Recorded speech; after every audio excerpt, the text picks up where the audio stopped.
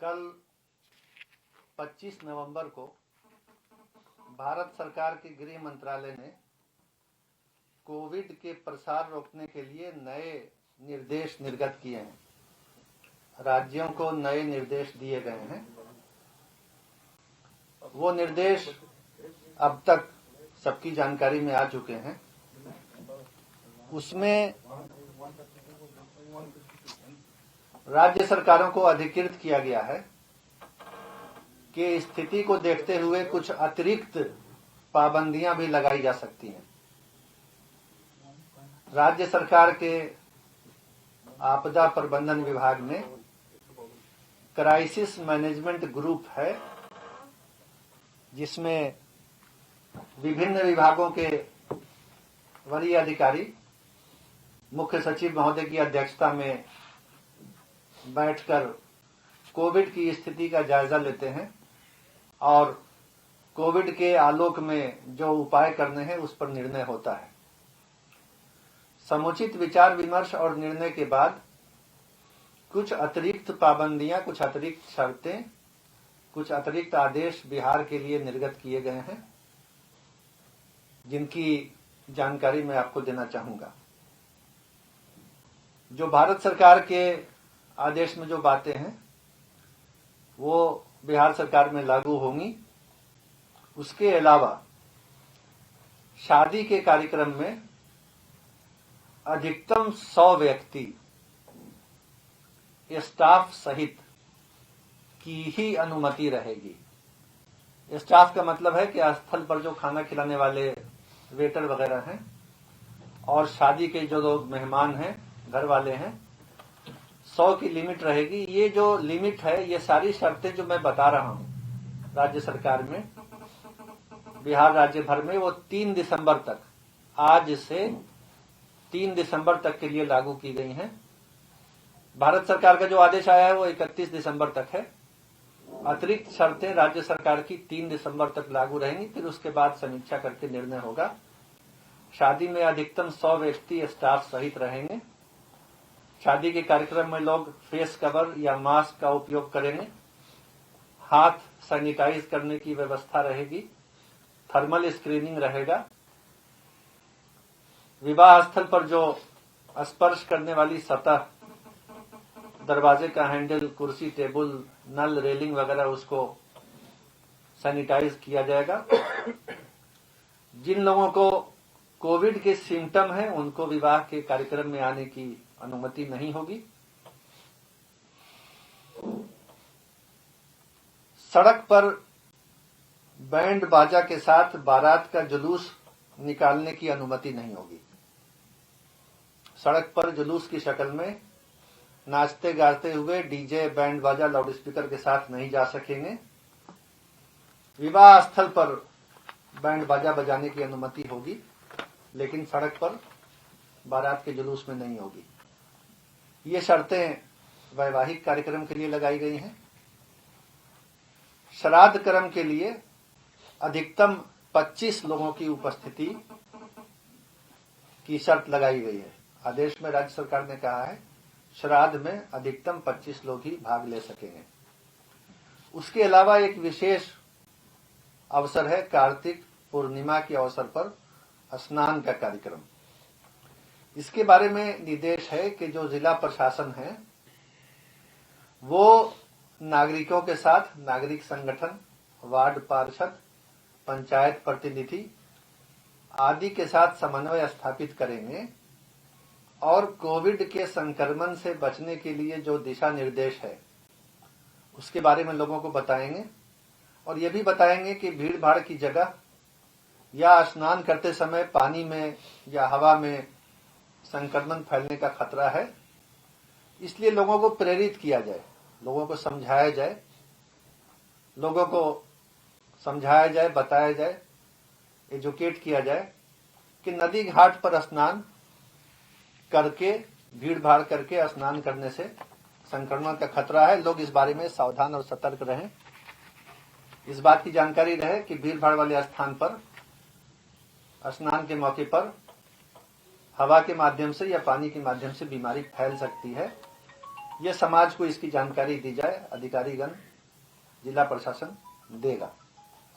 साथ ही साथ कार्तिक पूर्णिमा के स्नान के दिन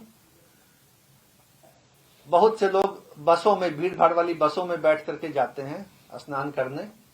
उसके बारे में भी लोगों को जागरूक किया जाए, बताया जाए कि इसमें बीमारी फैल सकती है। बसों के द्वारा, भीड़ भाड़ वाली बसों की यात्रा में जो खतरे हैं लोगों को बताया जाए। और उसी तरह से कार्तिक पूर्णिमा स्नान में 60 वर्ष से अधिक उम्र के लोग घर में रहें। अन्य कुछ लोगों को भी परामर्श दिया जाए कि वो घर में रहें।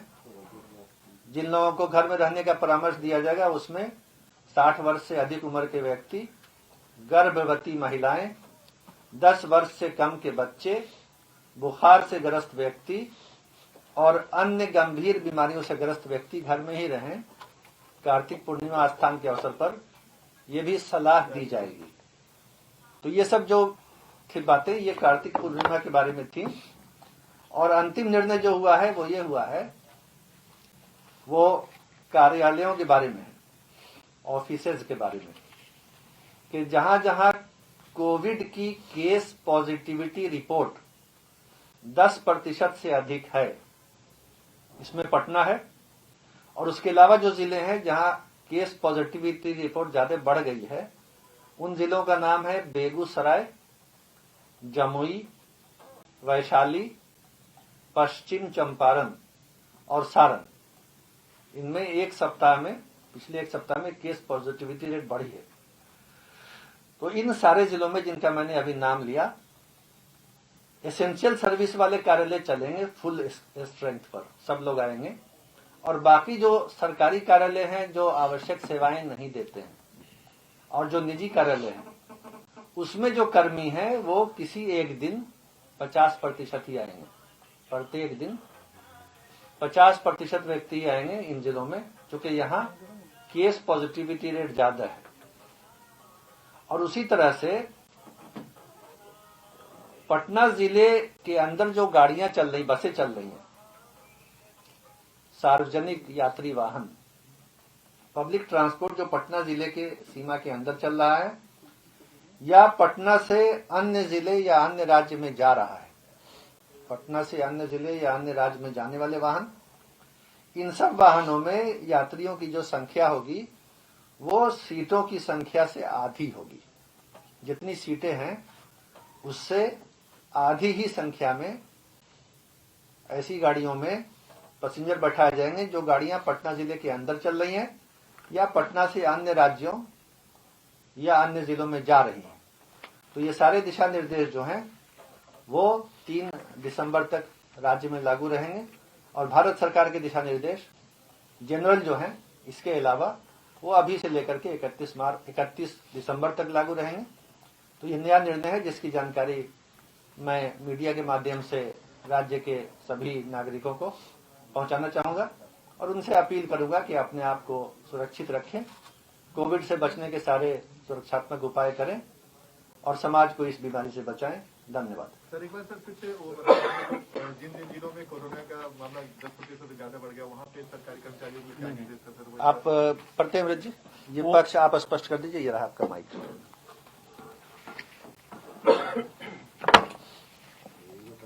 गवर्नमेंट ऑफ इंडिया के जो गाइडलाइंस हैं उसमें ये बड़ा क्लियर कट है कि अगर एक सप्ताह में वैसे शहर, सिटीज जहां पर कोविड पॉजिटिविटी रेट 10% से अधिक है, तो उन शहरों में सरकारी कार्यालय, गवर्नमेंट ऑफिसेस, प्राइवेट ऑफिसेस को रेगुलेट करना चाहिए, स्टैगर्ड अप्रोच होना चाहिए।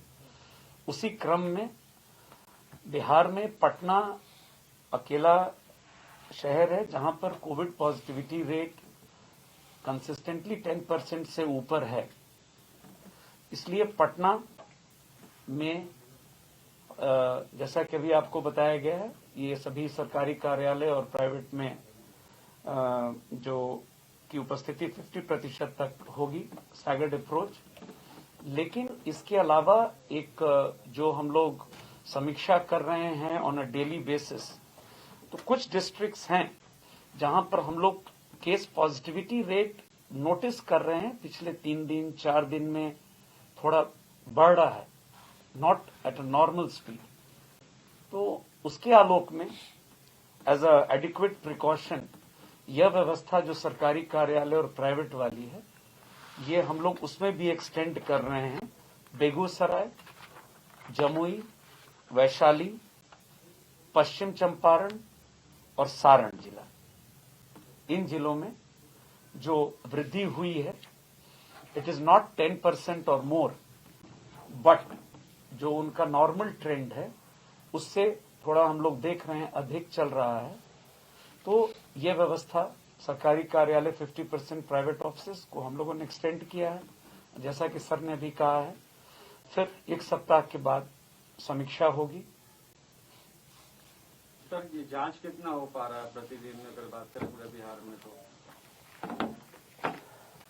ये ऑन एन एवरेज हम लोग की कोशिश है, आज ही नहीं हमेशा से 1 लाख के ऊपर का टेस्ट कंसिस्टेंटली हम लोग कर रहे हैं, और पिछले कुछ दिनों में जो स्थिति है उसको देखकर अग्रेसिव टेस्टिंग हम लोग करा रहे हैं। Thank you. धन्यवाद।